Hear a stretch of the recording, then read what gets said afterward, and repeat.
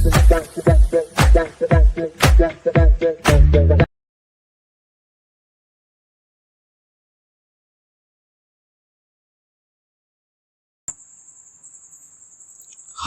Hello namaste, name is Singar. Welcome back to my YouTube channel. So మనం ఈరోజు ఈ వీడియోలో ఏం చేయబోతున్నామంటే, రీసెంట్గా నెట్ఫ్లిక్స్లో రిలీజ్ అయిన రామ్ చరణ్ యొక్క పెద్ది తెలుగు మూవీ ఎలా ఉందని ఇప్పుడు మనం చూద్దాం. పెద్ది ఈ మూవీ యొక్క ఆన్లైన్ స్టోరీ ఏమిటంటే, విజయనగరం అనే డిస్టిక్లో ఒక చిన్న ఊరే వచ్చి హీరో వాళ్ళది. ఆ ఊరు వచ్చి కొండకి దగ్గరలో ఉంటుంది, అందుకే ఆ ఊరిని కొండ కింద ఊరు అంటారు. ఆ ఊరికంటూ తనిగా ఒక పేరు ఉండదు, అక్కడ ఉండే ప్రజలకి ఒక విలువ అనేది ఉండదు అనమాట. సో అక్కడ ఎలాంటి ఒక సౌకర్యం ఉండదు, ఈవెన్ బస్సెస్ ట్రైన్స్ అనేది ఎలాంటి ఒక ఫెసిలిటీస్ అనేది ఉండదు. ట్రైన్ ట్రాక్స్ ఉంటుంది కానీ అక్కడ ఏ ట్రైన్స్ అనేది ఆగదన్నమాట. అండ్ అక్కడుండే ప్రజలు చదువుకోవాలన్నా సరే, ఉద్యోగం చేయాలన్నా సరే విజయనగరానికి వచ్చి చేసుకొని అప్పుడప్పుడు వాళ్ళ ఊరికి వెళ్తారు. సో అలా ఉన్నప్పుడు వాళ్ళ ఊర్లో ట్రైన్ సౌకర్యం లేదు, కానీ రైలు పట్టాలు ఉంటాయి. సో అలాంటిది ఆ ఊర్లో ఎలాగైనా రైలు ఆగాలి అనేసి అక్కడుండే వాళ్ళు చాలామంది పోరాటారు. అందులో ముఖ్యమే వచ్చి జగపతి బాబు. సో తను అప్పల శ్రీను అనే క్యారెక్టర్ చేస్తుంటారు అన్నమాట.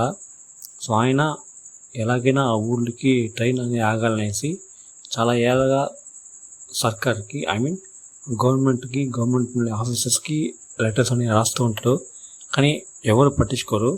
బట్ ఒక సమయంలో అతను చనిపోతూ మన హీరో అయిన రామ్ చరణ్కి చెప్పేస్తాడనమాట, ఎలాగైనా మనం మన ఊరిని డెవలప్ చేయాలి అనేసి. సో అలాగా తన ఊరిని డెవలప్ చేసేదానికి పెద్ది ఎంచుకునే ఒక రూటే వచ్చి స్పోర్ట్స్లో గెలిచి మనం కానీ నేషనల్ లెవెల్లో ఛాంపియన్ అయితే మనని ఈ లోకమంతా గుర్తిస్తుంది. మన స్టేట్, మన కంట్రీ మొత్తం గుర్తిస్తుంది. సో అలాంటప్పుడు మనకు కావాల్సింది మనం గవర్నమెంట్తో డైరెక్ట్గా అడగచ్చు అనే ఒక ఇదితో తను స్పోర్ట్స్లో అనేది దిగుతాడు. సో దాని తర్వాత ఏం జరిగింది తన జీవితంలో, తను అనుకున్నట్టే తన ఊరికి రైల్వే స్టేషన్ వచ్చిందా లేదా అనేదే ఈ మూవీ యొక్క ఓవరాల్ ఆన్లైన్ స్టోరీ చెప్పచ్చు. నాకైతే ఈ సినిమా నచ్చింది. అందుకు ముఖ్యమైన కారణం వీళ్ళు తీసుకున్న స్టోరీ అండ్ ఈ సినిమా ఓవరాల్ తీసిన విధమే. అండ్ ముఖ్యంగా ఈ సినిమాకి పెద్ద పాజిటివ్ అనే విషయం ఏదైనా ఉందా అంటే అది ఒకే ఒక రామ్ చరణ్ మాత్రమే. పర్ఫార్మెన్స్ వైజ్గా చెప్పాలంటే ఇంకో రంగస్థలంలో చెప్పచ్చు. అంటే రామ్ చరణ్ ఇప్పటిదాకా తన కెరీర్లో ఎన్నో సినిమాలు తీసినచ్చు, కానీ రామ్ చరణ్ అనే పేరు వింటేనే ఒక యాక్టర్గా మనకు గుర్తొచ్చి ఒకే ఒక సినిమా రంగస్థలం. ఎందుకంటే ఆ సినిమాలో అలాంటి ఒక భయంకరమైన పర్ఫార్మెన్స్ ఇచ్చి ఉంటారు. దాని తర్వాత RRR, దాంట్లో కూడా Ram Charan character writing and performance అనేది నెక్స్ట్ లెవెల్లో ఉంటుంది. అదేలాగా ఈ పెద్ద సినిమాలో Ram Charan character writing and అదేలాగా వాళ్ళ యొక్క యాక్టింగ్ అనేది నెక్స్ట్ లెవెల్. అసలు కొన్ని సీన్లో చూస్తుంటే మనకే ఏడుపు వచ్చేస్తుంది. అంటే యాక్టింగ్ వేసి చెప్తున్నాను, అంత భయంకరంగా పర్ఫామ్ చేసి ఆడియన్స్ని కంట్రోల్ చేసే ఒక విధంగా తన ఒక పర్ఫార్మెన్స్ అనేది ఉండింది ఈ సినిమాలో. నాకైతే నచ్చింది భయంకరంగా. అసలు చాలా ఏళ్ళ తర్వాత RRR తర్వాత వచ్చిన సినిమాస్లో యాక్టింగ్ అనేది పెద్దగా ఈ స్కోప్ లేదు. గేమ్ చేంజర్లో ఆ ఫ్లాష్ బ్యాక్ పోర్షన్లో యాక్టింగ్ అనే స్కోప్ ఉంటుంది, బట్ తప్పితే పెద్దగా ఏమి ఉండదు. దాని తర్వాత ఈ సినిమాలో ఫుల్గా ఒక యాక్షన్తో పాటు ఫుల్ ఎమోషన్ కలిగిన ఒక యాక్టింగ్ని ఈ సినిమాలో రామ్ చరణ్ అనేది డెలివరీ చేశారు. చాలా సూపర్గా ఉంది ఆయన క్యారెక్టర్ అండ్ వాళ్ళ యొక్క యాక్టింగ్ అనేది. దాని తర్వాత ఇంకొక పాజిటివ్ ఏమిటంటే AR రెహమాన్ వాళ్ళ యొక్క సాంగ్స్ అండ్ వాళ్ళ యొక్క బ్యాక్గ్రౌండ్ మ్యూజిక్ అనేది ఈ సినిమాలో చాలా సూపర్గా ఉంది.